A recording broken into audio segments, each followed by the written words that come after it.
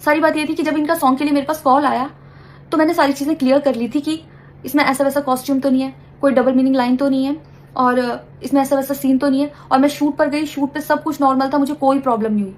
जब इन्होंने मुझे लखनऊ के इवेंट के लिए बोला तो मैंने हाँ बोल दिया, क्योंकि मुझे शूट पर भी कोई प्रॉब्लम नहीं हुई थी। और जब मैं लखनऊ में गई, मैं स्टेज पर थी, मैं पब्लिक से बात करी थी, पवन सिंह जी ने मुझे बोला कि इधर कुछ लगा हुआ है। उससे थोड़ी देर पहले ही मेरी ड्रेस वो न्यू थी, साड़ी में नीचे टैग लगा रह गया था। तो मेरे दिमाग में आया कि शायद ब्लाउज का भी टैग लटक रहा होगा। मैं हंसकर उस चीज को दबा रही थी कि अगर मेरा टैग लगा भी है तो वो चीज जिस टाइम मैं पब्लिक से माइक में बात कर रही हूँ उस टाइम ना बोल के साइड में भी बोली जा सकती है, इसलिए मैं उस चीज को उस टाइम पे दबा रही थी। मैंने हंस के टाला, अवॉइड किया और फिर दोबारा बात करने लगी। वो बोले नहीं कुछ लगा है, नहीं कुछ लगा है। तो मैंने कहा नहीं लगा। वो बोले लगा हुआ है। तो मुझे लगा कि शायद लगा ये तो मेरे को लग रहा था कि कुछ लगा है, इसलिए ये बोल रहे हैं। और पर फिर भी मैंने हंस के वहां पे टाला, पब्लिक से अपनी बात कंप्लीट की। कंप्लीट करने के बाद जब मैं अपने टीम मेंबर से मैंने पूछा साइड में जाके कि कुछ लगा है, क्या लगा है, उन्होंने बोला कुछ भी नहीं लगा था। जब मैंने देखा मेरे सच में कुछ नहीं लगा था, तब मुझे बहुत ज्यादा बुरा लगा, गुस्सा आया और रोना भी आया। लेकिन मुझे ये नहीं समझ आया कि मैं अब क्या करूं यहाँ पर, क्योंकि जहां मैं गई थी लखनऊ में, पवन सिंह जी खुद भी वहीं के रहने वाले हैं, उसी जगह पर इवेंट था। जितना वो क्राउड था वो सारा उनका फैन बेस था। उनको भगवान बोल रहे थे और भक्त बोल बोल के उनके पैरों में गिर रहे थे। वो उनका फैन बेस था, क्राउड था। तो मुझे समझ नहीं आया कि मैं क्या करूं। अगर मैं कुछ भी बोलती तो क्या वो लोग मुझे सपोर्ट करते? मेरे साथ कुल 3-4 बंदे यहाँ से गए थे, तो वहां जितना क्राउड था, क्या वो लोग मेरा साथ देता? मैंने सोचा मैं बैक स्टेज जाके बात करूंगी। इतनी देर में थोड़ी देर रील्स बन के अचानक से वो उतर के चले गए बीच में ही इवेंट के।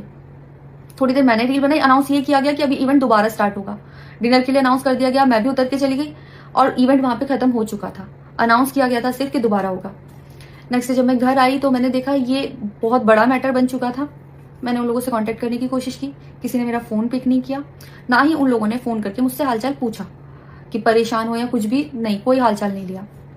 मैं पोस्ट करना चाहती थी, जो लोग लिख रहे थे कि मजे आए या हंस रही है, मैं रिप्लाई में पोस्ट करना चाहती थी। मेरे को किसी का कॉल आया था कि पवन सिंह की पीआर टीम बहुत स्ट्रांग है और कुछ भी ऐसा वैसा मत लिखना और ना पोस्ट करना, क्योंकि वो लोग अगर कुछ लिखेंगे ना बहुत कुछ उल्टा लिख देंगे तुम्हारे लिए और बहुत कुछ कहेंगे और बहुत बड़ा मैटर बन जाएगा। अभी जितना परेशान हो उससे ज्यादा परेशान हो जाओगी, तो छोड़ो। मैंने ये सोच के इस चीज को अवॉइड किया। मुझे लगा 1-2 दिन में मैटर थोड़ा ठंडा हो जाएगा, कोई बात नहीं। मैंने कहा पर्सनली कभी बात करूंगी इस बारे में इनसे। लेकिन बढ़ता जा रहा है। ऊपर से ना उनकी तरफ से कोई रिप्लाई मिला और मुझे नहीं पता कि ऐसे में मुझे क्या करना चाहिए था और क्या करना चाहिए। आप लोग मुझे बताओ, मुझे इससे में क्या करना चाहिए। मैं बिल्कुल भी सपोर्ट नहीं करती कि हाँ ये चीज़ नॉर्मल है या इसको नॉर्मल समझूं। किसी भी लड़की को उसके बिना परमिशन के टच करना ही पहली बात बहुत गलत है, और फिर इस तरीके से टच करना तो हद से ज़्यादा गलत है। यही सेम चीज़ अगर हरियाणा में हुई होती ना तो मुझे जवाब देने की ज़रूरत नहीं पड़ती। यहाँ की पब्लिक अपने आप जवाब दे देती, यहाँ की ऑडियंस फुल सपोर्ट करती और जवाब देती। लेकिन मैं उनकी जगह पर थी, वो यहाँ पे नहीं थी। इससे मुझे ये लेसन मिला है कि मैं भोजपुरी इंडस्ट्री में अब काम नहीं करूंगी।